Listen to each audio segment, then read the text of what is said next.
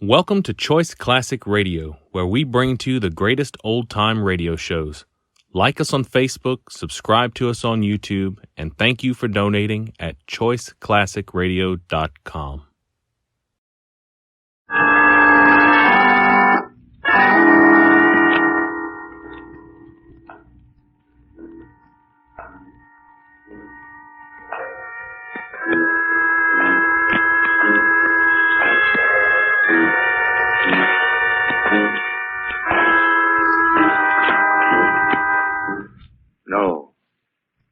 No, stay where you are.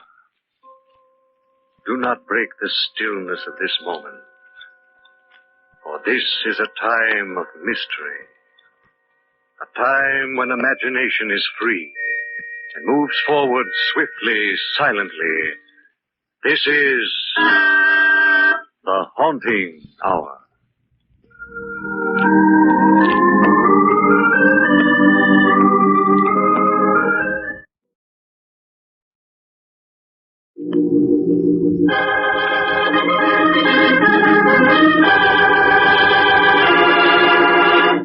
Occupation, murder.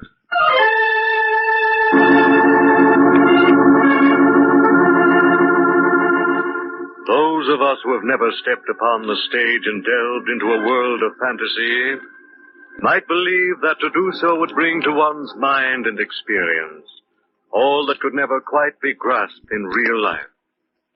The actors, how perfectly they move, what excitement they entail, how straight they follow the paths of their planned destiny.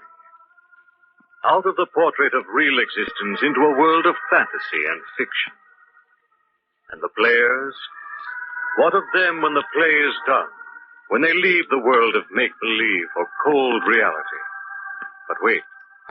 Gregory Townsend's story can tell you better than I how life itself can plunge a man into conflicts of reality far greater than all the infinite imagination of the stage.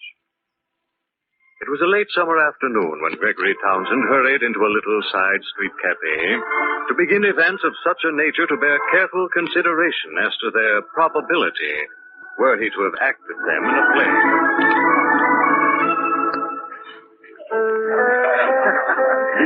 Say, Al Henley. Hi, Greg. I've got to see you right away. It's very important. Can't you see that I've got company? Oh, this, by the way, is Miss Valentine Simpkins. Oh, what a charming stage name. How do you do, my dear? I'm Gregory Townsend. I'm pleased to know you. And Valentine Simpkins is my real name. It's beautiful, honey.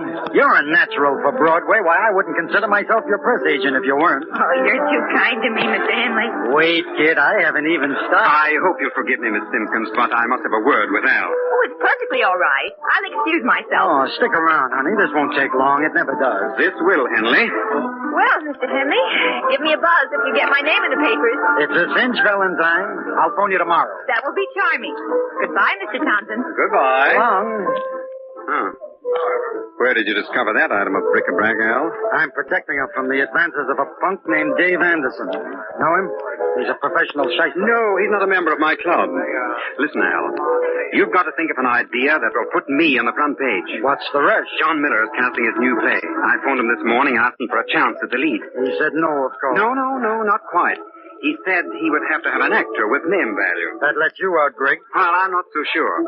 Oh, if you can only get me some decent publicity for a change, something spectacular, I can land that part. Oh, it'll make me and you. I'll cut you in for a large percentage. Well, that's nice of you, considering the fact it says just that in our contract. Come on, Al, you think of something. Get me on the front pages. Well, there's always one sure story. Oh? What's that? Murder. You crazy? No, I've got an idea that will make you one of the most publicized guys in the country, practically overnight.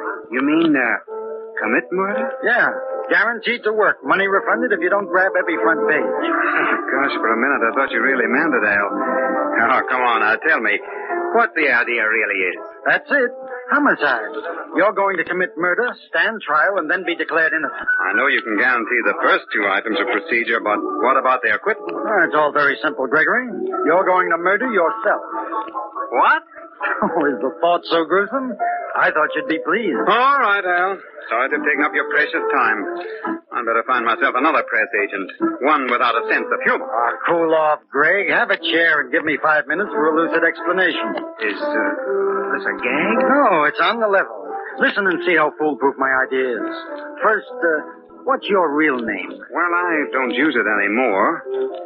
Gregory Townsend is sufficient for your purposes. I have to know your real name. Now, what is it? Well, all right. It's Michael Armbruster. Fine. It'll fit perfectly. Now, here's my plan. You ought to rent a room under the name of Michael Armbruster. Yes? I want you to live there for 3 or 4 days. Mm-hmm. Change your face with makeup so that the landlady or the other roomers won't recognize you as Gregory Townsend. Then I want you to do this.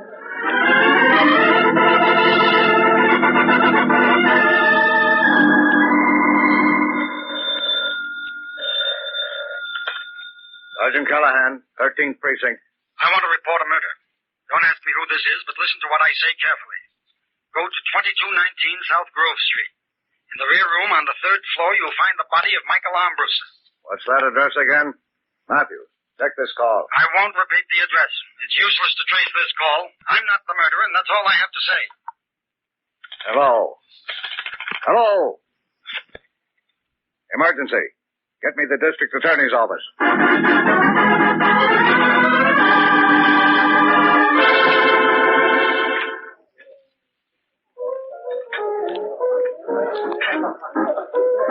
Hello, Greg. Mind if I sit down? No, help yourself, Al. Well, what do the papers say? Look for yourself, Greg. The front pages are full of it. Well, what's our next move? Just sit tight. I'm running the show and guarantee when the time is right, I'll tip off the cops and send them after Armbruster's murderer. I'm getting worried, Al. Maybe we shouldn't have done it. What if something goes wrong? Oh, relax, Greg. The whole thing's airtight. There's not a chance of a slip. How can a guy murder himself? Just look at this story.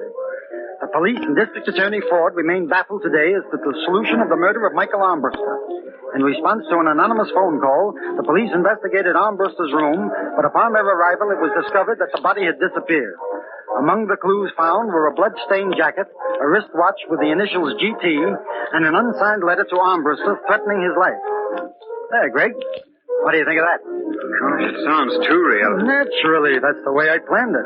The police have got to think it's real or we won't even get a line in the Pleasant Valley Gazette. Well, what's the matter? Worried about your watch? Yes, I didn't know about that letter. Oh, well, I forgot to tell you. I wrote it. What's in it? The usual kind of stuff. He did you wrong, so you were out to get him. I left it unsigned to make it tougher for the police. You didn't forget anything, did you? Not a thing. It's a terrific mystery. The whole town's talking about it. Why, Armbruster's a celebrated character. What about Townsend? Anytime now, Greg. Anytime now. What do you mean? You see that rather determined-looking gentleman walking this way? The one with the 2 policemen? Yeah. Well, Greg, old pal, that is the district attorney. I'd better get out of here. Sit down. Don't act like a murderer. What shall I say? The DA will let you know. I beg your pardon, gentlemen. Not at all. What can we do for you? My name is Ford, district attorney. How do you do? Hi. I'm looking for an actor by the name of Gregory Townsend. Friend of yours? Not exactly. Well, this is him. Are you Townsend? Why, yes. Yes, I am. Will you come with me, please? What's wrong? We'd like to question you about the murder of Michael Armbruster. Better go quietly, Greg. It'll be best. Shut up, you fool. All right, Sergeant, take him in tow. I think we've got our murderer. Come along, Townsend. Don't let go of me. I didn't do it. I tell you, I didn't do it.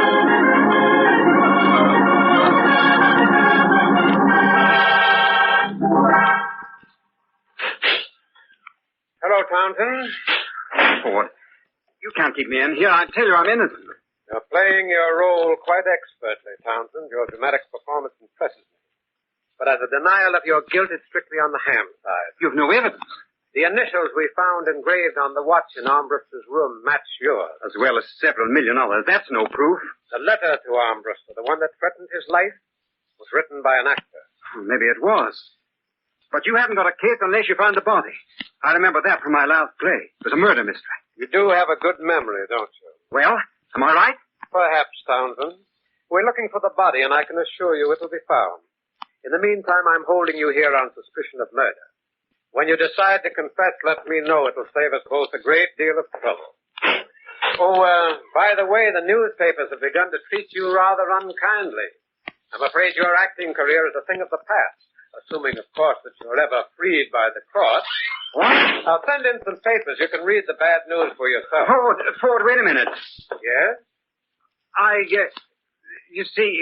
Well, what is it, Townsend? Nothing, Ford. Nothing.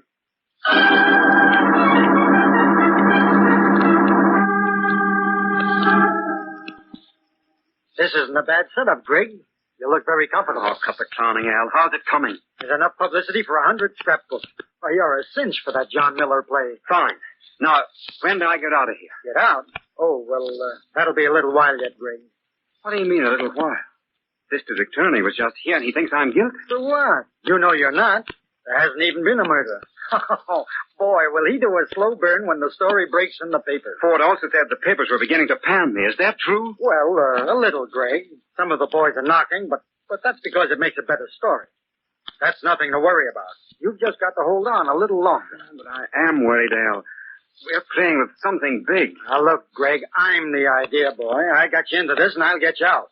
The net result of the whole thing is going to make you a famous guy. Why, you'll have every producer on Broadway eating out of your hand. Oh, gosh, I don't know, Al.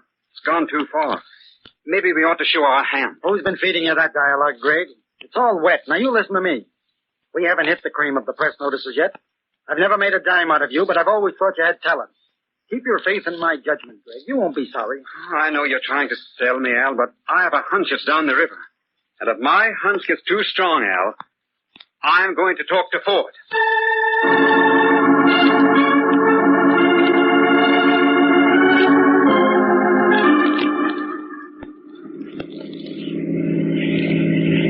It's nice of you to take me driving, Mr. Henley. It's a pleasure, Valentine, honey. After the cares of the day, there's nothing like a cool evening ride with one's favorite female companion. How's your friend, Gregory Townsend? Don't you read the papers, Valentine? Well, that's what I mean. He's where your friend Dave Anderson ought to be. Why don't you like him, Mr. Henley? He's been squeezing money out of me like a leech. Do you owe it to him? Oh, not exactly, Valentine. Ever hear of blackmail? Oh, how exciting. Oh, yeah? Well, honey, right now I've got my mind on murder. Oh, Mr. Henley, you mustn't. Don't worry, Valentine. I'm only doing my job. Don't you remember? I'm press agent for a murder.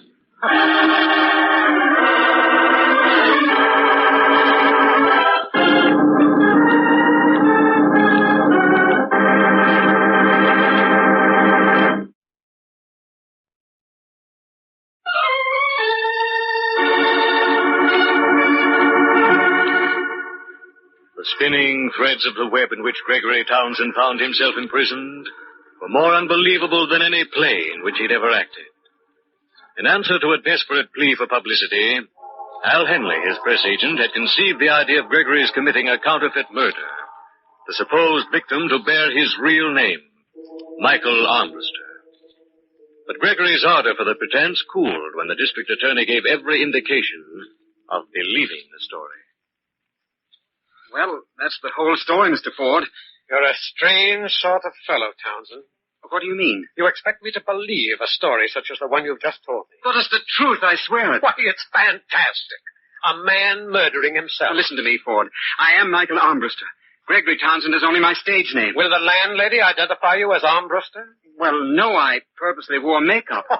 You've covered all the angles, haven't you? Unfortunately, Townsend, your story is too incredulous for me to believe. Not even a wild-eyed press agent could create such a tale. Well, that's exactly how it happened. I needed publicity, and Al Henley, my press agent, invented the whole thing. How do you account for your watch being in the room? It was my room, I tell you. I rented it. Only you wore makeup, so it wasn't you. Yes, I know. I don't know what else I can do to prove the whole thing to be a piece of fiction. There isn't any body. Surely that should convince you. But you're wrong, Townsend. There is a corpse. What? What are you talking about? I said there's a body. The body of Michael Armbruster. Oh, you're crazy. We've been told where it is. You shouldn't have trusted Al Henley. He's decided to tell us where you've hidden the body of the man you murdered. I've a car waiting. We'll soon discover who's been telling the truth.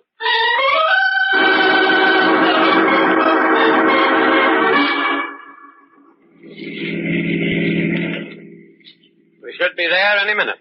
Where am I supposed to have hidden my victim? Behind a large outdoor advertising sign. Sounds like a nice quiet retreat for a dead man. That looks like the place up ahead.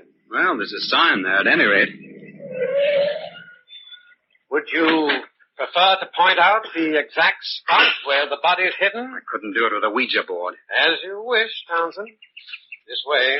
Speaking of publicity, Ford, this won't do you any good when the papers find out you've been persecuting an innocent man. Oh, what's wrong? Oh, that's horrible. Well, there's your answer, Townsend. Will you confess now? No, I didn't do it. Look for yourself, Townsend. This body's been burned. The ebony ring on the finger with the initials M.A. I've never seen it before. This is the body of Michael Armbruster. I'm charging you with his murder, and so help me, I'm going to get a conviction.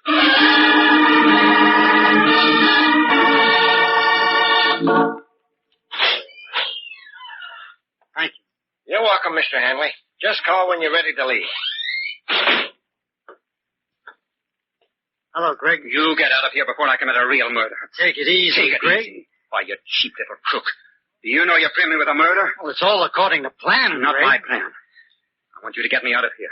The DA is putting me on trial next week. Exactly, and that's where I'm going to spring my big surprise. Where'd that body come from? A shady character I know tipped me off to it. The guy can supply any kind of body on order. He'd make you an excellent partner. But first you've got to get me out of this. At the trial, Greg, at the trial. It'll be the biggest news story of the century. I can just see those headlines. Well, I don't know why I should trust you. I have a feeling you've got something up your sleeve. Oh, relax, Greg. You've got a nice room here and 3 meals a day. That should be heaven to any actor. Believe me, you haven't a thing in the world to worry about.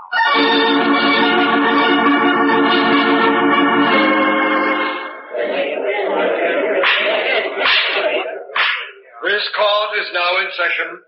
The district attorney will continue with his presentation. Thank you, Your Honor. I should like to call as my final witness Al Henley. Now, Mr. Henley, what was your relationship with the defendant? I was his public relations counselor. Did he usually confide in you? All the time. I gave him advice on his career. Tell the court, Mr. Henley, what you know about the murder of Michael Armbruster. Well, I'd known for quite a while that Townsend and Armbruster weren't exactly on speaking terms. One night, about a month ago, Townsend came to see me at my apartment. Yeah? He'd had a good deal to drink and was talking pretty freely. He told me he'd killed Armbruster that night and that he was hiding the body out at the spot where I told the district attorney it could be found. Why did you keep this information quiet for so long? I wanted to protect Townsend. No man likes to convict his friend. You're lying, you rat. You're lying. Order in the court. Order in the court.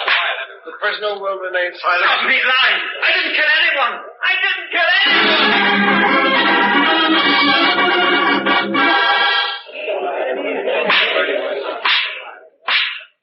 Ladies and gentlemen of the jury, have you reached a verdict? We have, Your Honor. We find the defendant guilty of murder in the first degree.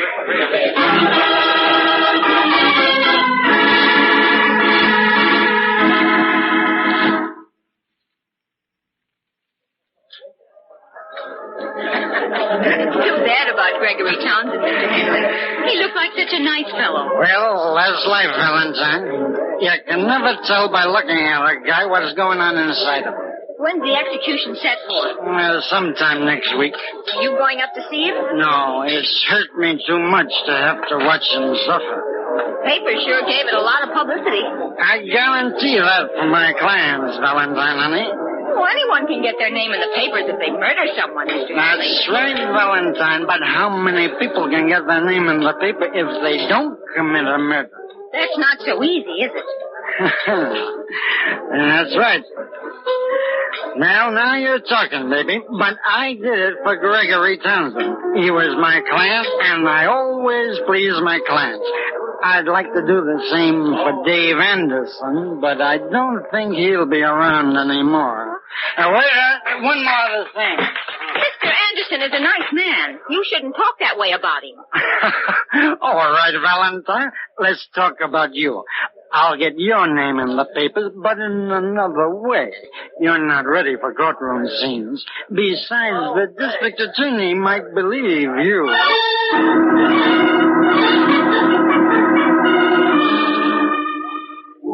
It's nice of you to visit me, Valentine. I'm glad you remember me, Mr. Townsend. You shouldn't keep such unpleasant company, my dear. You're liable to wind up playing the lead in a murder courtroom. That's funny. Mr. Henley said exactly the same thing to me yesterday. You just be careful, Valentine. He's also liable to get your name in the papers, and that, I'm afraid, is a blood brother to the kiss of death. Well, that's another coincidence. Huh? What do you mean? Mr. Henley and I were discussing that yesterday also. How does it happen you decided to visit me? Mr. Henley said it would hurt him too much to see you. But I don't think that's the real reason. I think he feels bad because he's hiding something. What do you mean, Valentine? He said it was easy for people to get their names in the papers if they kill someone. But he said he got yours in the papers and you didn't kill anyone. He told you that? Yes. I'm worried about my friend, Dave Anderson. Mr. Henley doesn't like him. And he said yesterday I wouldn't be seeing him anymore. Valentine, do you know Mr. Ford, the district attorney? No, but I've seen his picture. How'd you like to meet him? Oh, now don't go to any trouble. Oh, it's no trouble at all, I assure you. It'll be a pleasure. Well, what should I say to him? Just smile and tell him exactly what Mr. Henley told you yesterday. You mean about how to get your name in the papers? Yes, that's it. Will you do that for me? Sure, why not? Valentine, honey, whether it's February or not, you're more than welcome.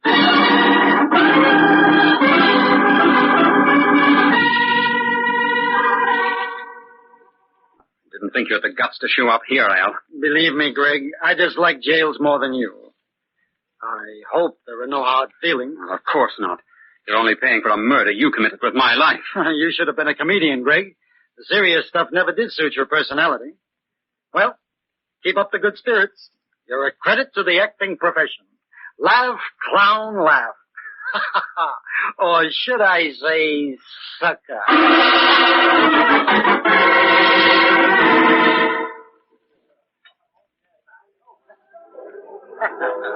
You were right the other day, Mr. Henley. Which bright thing was that, Valentine, honey? When you said you couldn't tell by looking at a guy what was going on inside him. Yeah, I said that all right. Did you try it out? I certainly did, Mr. Henley. Why, only yesterday. To look at Mr. Ford, you would never think that he had a sense of humor. You mean Ford, the DA? Yes. Oh, what were you doing with him? Come on, quick. What were you doing with him? Henley, you're hurting my arm. Don't twist the lady's arm, Al. It might come off. This is a private party, Ford. Thanks for the invitation. I'd like to join the fun. Oh, no use in saying no, huh? No. All right. What is it? Why, ever since Valentine told me your philosophy about publicity, I've been doing a little checking. And? I found that I haven't been particularly brilliant on this case. For example, the ring with the initials M.A. that I found on the body of the corpse was made of ebony. Pretty color. And a very pretty wood. The important factor that I completely overlooked was that if the ring were on the body when it was burned, why, the ring would have been consumed also.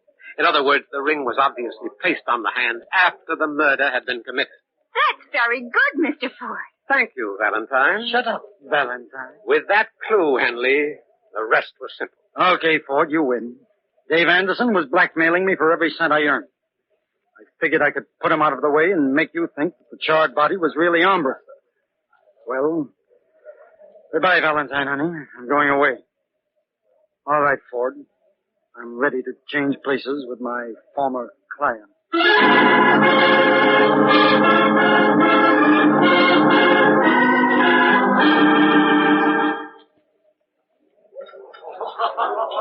It was very nice of you to invite me here, Mr. Townsend. Well, I can't think of anyone else I'd rather celebrate with, Valentine. After all, you saved my life. Oh, it wasn't anything much. I just listened to Mr. Henley, and he practically gave it all away. But even for the killing of your friend, Dave Anderson. I only wish I could have found out in time before Mr. Henley got to him. Well, it's all over now, Valentine. The best thing to do is to forget. Why, you're a famous girl now. Your name's in every newspaper in the country. Yeah. Wasn't that funny, though? Mr. Henley always said he'd get me in the headlines. He kept his word, Valentine, even if he had to commit murder to do it.